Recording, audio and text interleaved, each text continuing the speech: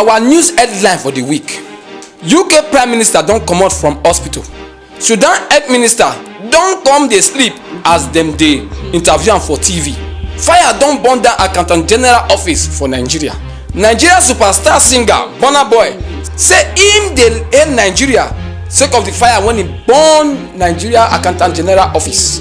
South Africa don give suspension to one of their minister when e be say e no observe lockdown. Rivers State pipo don dey sing hallelujah go market go buy food. World Health Organization don talk say 5G no dey spread coronavirus. Security officers don kill one taxi driver for Calabar. Banking W don ask whether coronavirus know Easter abi no dey catch people for Easter. Country people, una welcome to DGM TV weekly pidgin English news.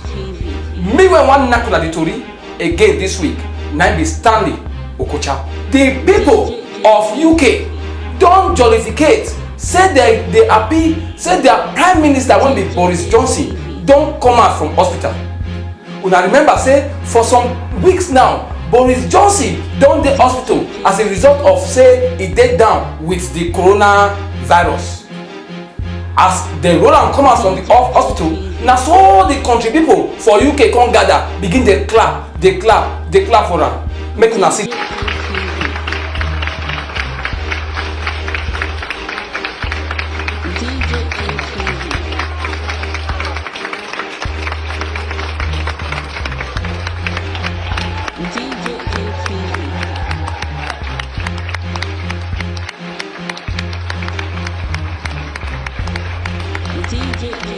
One minister for Sudan don make people dey laugh sotey as e be say im come go interview. As dem dey interview am, the presenter dey ask am question, im dey sleep.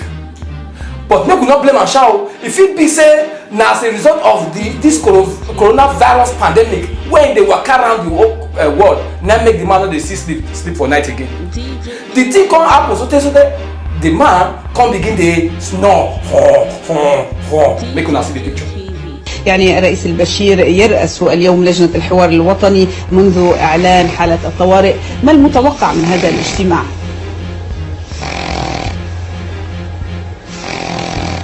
سيد مالك؟ سيد مالك هل تسمعني؟ For Nigeria, don't open mouth so that their mouth not fit close again. Sake of say fire don burn their Accountant General office for Abuja. The thing wey come make them open mouth when their mouth no come close again be say na just a day after the National Assembly call the finance minister come ask am say how far for the money una say una dey share give the poor people for this corona period. The minister wey be the finance minister come tell the National Assembly member say the every record when e concern the money wey dem share dey with Accountant General.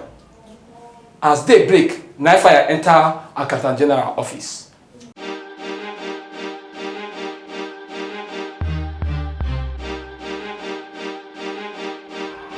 DGM-TV.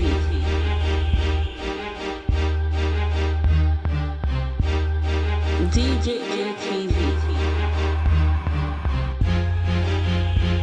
One of Nigeria's finest superstars for music, when they call Burna Boy, don tell Nigerian government say im dey laugh o. Say why e be say money when people don donate to take help the poor people make dem no suffer for this corona period. Fire come enter Accountant General office. E go see Accountant General say why e be say na when National Assembly come carry their torchlight go take say they wan look the place, na that time fire take enter there. Naija hello. You see the new one. Accountant General office don catch fire. Finance office don catch fire. I don't know. You see how they don't disburse funds. Fire don't catch. Yes. For South Africa, the government don't suspend one of their ministers. Sake of say he go waka kurukere for this coronavirus virus time. When e be say they lock everywhere, instead they carry head, they waka dey go, na they suspend am. Although the minister don come out, come beg the people say make dem no vex, say no say the thing go happen like that. Make una still see am. South Africans, I would like to convey an apology to President Cyril Ramaphosa, the National Command Center, the South African society at large for breaching lockdown rules put in place to curb the spread of COVID-19.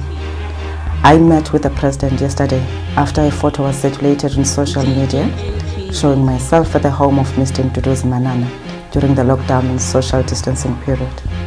I regret the incident and I'm deeply sorry for my actions. I hope the President and you South Africans will find it in your hearts to forgive me. The President has put me on special leave. I undertake to abide by the conditions of the leave. I wish to use this opportunity to reiterate the President's call for all of us to observe the lockdown rules. They are a necessary intervention to curb the spread of a virus that has devastated many nations. I thank you. The people of Rivers State don dey happy as all of them run come out enter market sake of say their governor don announce say they don suspension the lockdown wey dey for the state. This one happen as the governor wey im name be Barrister Nyesom Nwike, he come announce to the people say as e be say Easter celebration na dem wan do so, make dem go market, make dem go buy wetin dem go buy, make sure say dem buy more things so, because after the period when im suspension the lockdown so, im go still call the lockdown back. Make una see am.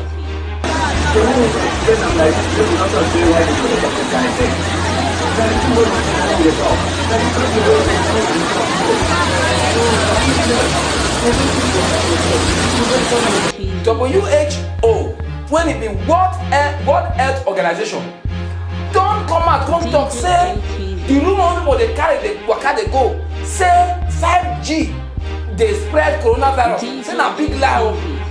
Dem talk am reach like that from their office to the world, say nothing like that, say 5G na just technology on e own, while coronavirus na disease wey just come out on e own.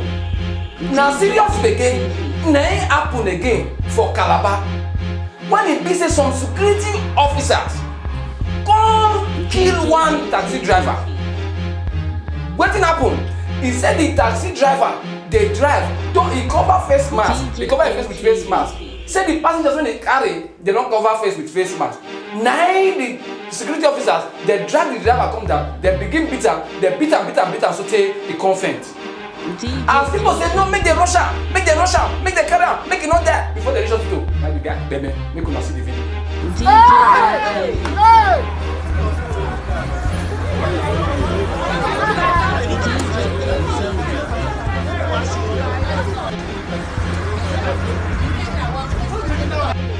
DJ JTV.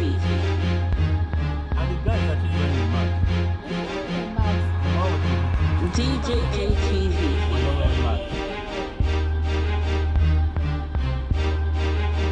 DJ JTV.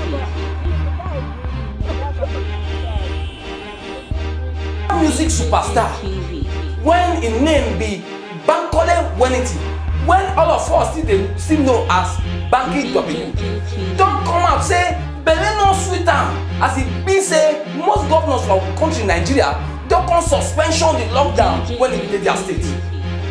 He come dey ask dem question say whether coronavirus talk say im dey go for holiday for this Easter period sake of say im know say na Easter be this, im no go catch anybody. Say if no, na be the answer. The governor no supposed to suspension their lockdown so that coronavirus no go spread. Make una see am.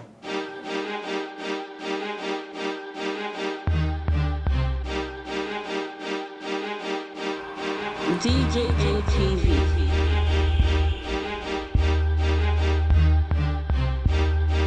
DJ JTV.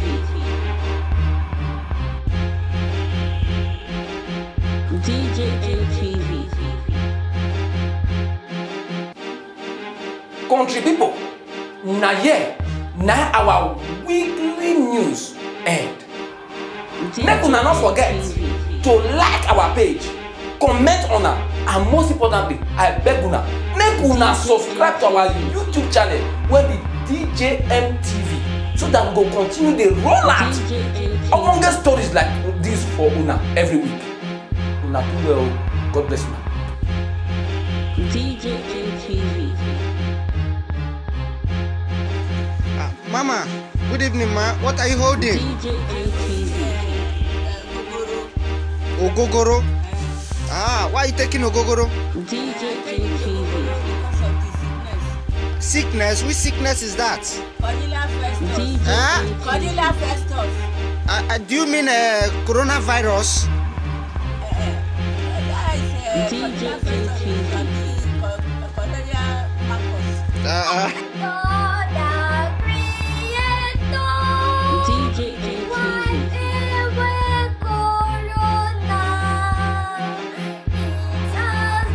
DJ KTV. An unexpected pandemic. Our economy is run. Things has gone so bad. Oh, save this was from this crisis and other virus like it. We don't want to die. I respect corona as a virus which crippled all activities in the world. Nothing is functioning anywhere because of the fear of the killer corona. Nobody is willing to die. We all observe all rules and regulations more than ever before. How do we get rid of this? Please help us, God. Come go give me head. Come go give me head. I want to give you a head. Come go give me head on. Come go give me head on. So you want me to give you a head? Yes, come go give me head. Come go give me head. Come go give me head. Okay.